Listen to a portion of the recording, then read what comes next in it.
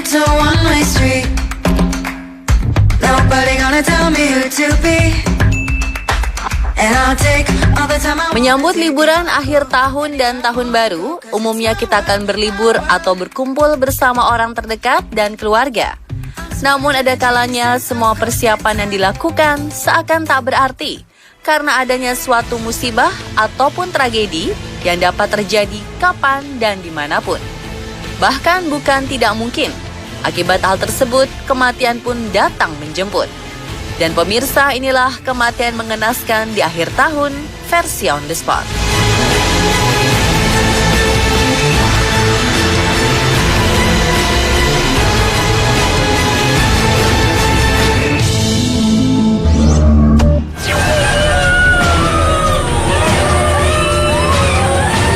Sebanyak 31 orang pekerja di Papua tewas mengenaskan karena ditembak oleh kelompok kriminal bersenjata atau KKB yang dipimpin oleh Egyanus Kagoya. Selain menyerang orang-orang yang sedang melakukan pekerjaan proyek Trans Papua, KKB juga disebutkan menyerang pos TNI di distrik Buma hingga hancur. Menurut informasi yang ditemukan di lokasi, kasus ini bermula karena ada salah satu pekerja proyek yang mengambil foto saat KKB merayakan peringatan Hari Organisasi Papua Merdeka atau OPM pada 1 Desember 2018. Hal itu membuat anggota KKB marah lalu mencari orang tersebut hingga berimbas kepada pekerja lainnya. Awalnya KKB menembak 24 pekerja proyek yang ada di kamp pembangunan jembatan. Sedangkan 7 korban lainnya adalah orang-orang yang sebelumnya melarikan diri dan bersembunyi di rumah salah satu anggota DPRD setempat.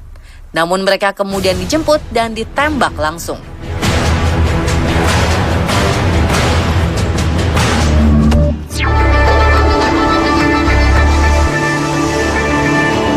Sejak akhir November hingga awal Desember 2018 kemarin, ada 11 jenazah ditemukan mengapung di kawasan Selat Malaka, Riau.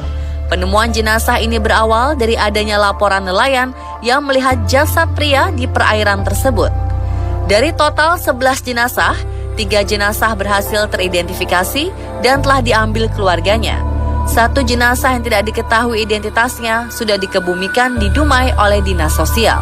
Sedangkan 7 jenazah terdiri dari 5 laki-laki dan 2 perempuan yang belum teridentifikasi masih berada di Rumah Sakit Bayangkara, Pekanbaru, Riau. Meski belum bisa dipastikan, ada dugaan jika 11 jenazah di Selat Malaka ini adalah tenaga kerja Indonesia yang hendak masuk ke Malaysia secara ilegal.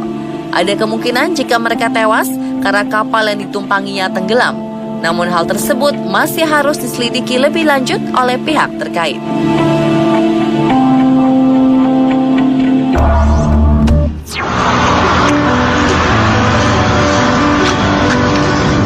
Pabrik kimia di sebelah utara Cina meledak pada Rabu dini hari tanggal 28 November 2018 lalu. Sedikitnya 22 orang tewas mengenaskan dan 22 orang lainnya terluka dalam peristiwa tersebut. Selain menelan korban jiwa, sekitar 50 truk besar dan kecil turut terbakar hingga api semakin membesar. Hingga saat ini, tim pencari dan investigasi lapangan masih terus menyelidiki penyebab kebakaran pasti insiden tersebut. Namun ada dugaan jika ledakan pabrik kimia ini terjadi karena buruknya sistem penanganan bahan berbahaya. Pasalnya bukan kali ini saja pabrik kimia meledak. Salah satu ledakan kimia terbesar terjadi di Tianjin pada 2015 yang menewaskan 165 orang.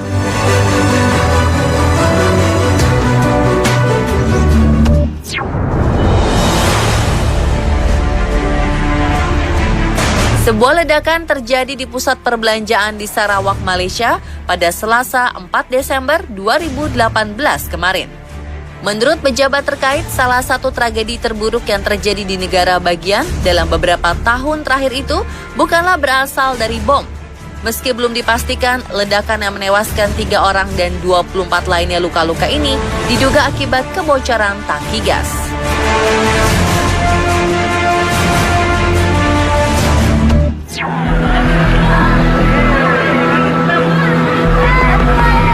Sebuah truk yang mengangkut puluhan pengungsi gempa Mamasa terjungkal ke dalam jurang sedalam 10 meter lebih pada 13 November 2018 lalu. Kecelakaan tunggal ini menyebabkan 5 orang tewas dan beberapa orang lainnya mengalami luka-luka akibat benturan keras. Insiden yang menimpa keluarga pengungsi ini bermula ketika para korban yang sudah lebih dari sepekan di posko pengungsian di Kecamatan Sumarorong, Mamasa hendak pulang ke wilayah asalnya dengan menumpangi truk. Namun saat melintas di Dusun Busu, tiba-tiba truk yang membawa mereka oleng hingga terguling dan masuk jurang. Belum diketahui penyebab pasti kecelakaan ini. Namun warga sekitar menduga sopir truk itu tidak berhati-hati saat mengemudi dan terlalu menepi ke bibir jurang hingga ban terperosok.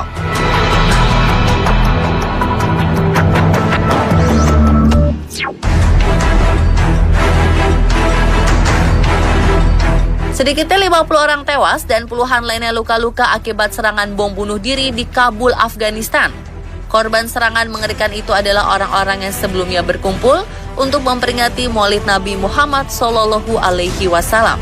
Menurut beberapa saksi mata, pelaku bom bunuh diri masuk ke gedung lalu menuju bagian tengah dan meledakkan diri.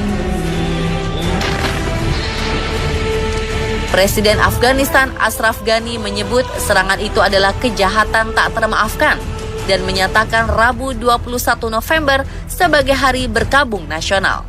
Meski belum bisa dipastikan pihak mana yang terlibat, namun kelompok ISIS Afghanistan diduga bertanggung jawab atas serangan mematikan tersebut. Pasalnya kelompok ini sebelumnya juga mengklaim bertanggung jawab atas 2 serangan di Kabul pada Agustus 2018 lalu yang menewaskan puluhan orang.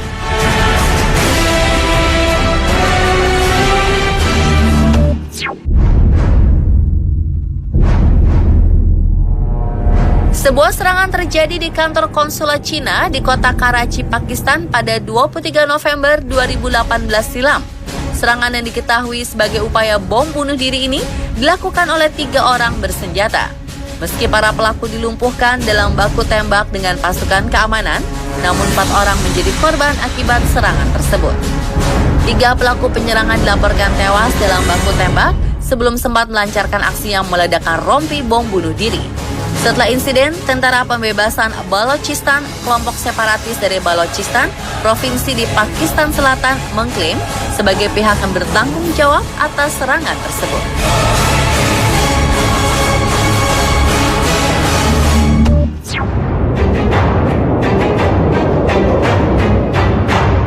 Sebanyak 15 orang tewas dan 10 orang lainnya mengalami dehidrasi berat ditemukan di dalam sebuah kapal di Laut Libya. Menurut korban yang selamat, mereka terombang-ambing di tengah lautan tanpa makanan dan minuman selama 12 hari. Kapal yang ditumpangi oleh 25 orang itu awalnya ingin meninggalkan Libya dan menjadi imigran di Eropa. Menurut pejabat setempat, pantai barat Libya memang merupakan titik keberangkatan bagi sebagian besar migran Afrika Sub-Sahara yang ingin melarikan diri dari perang dan kemiskinan. Mereka berharap bisa membangun kehidupan baru di Eropa.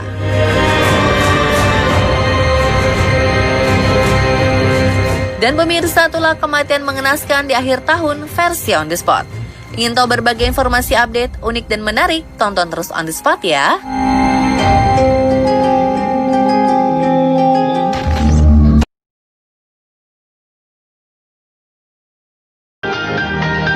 Pemirsa, terima kasih telah menyaksikan On The Spot malam ini.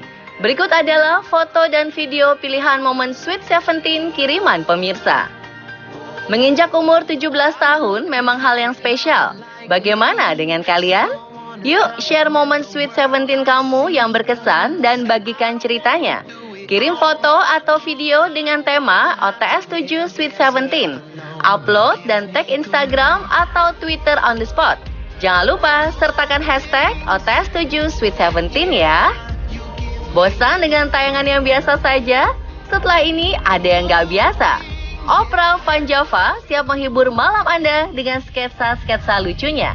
Jangan kemana-mana ya pemirsa. Sampai jumpa lagi besok.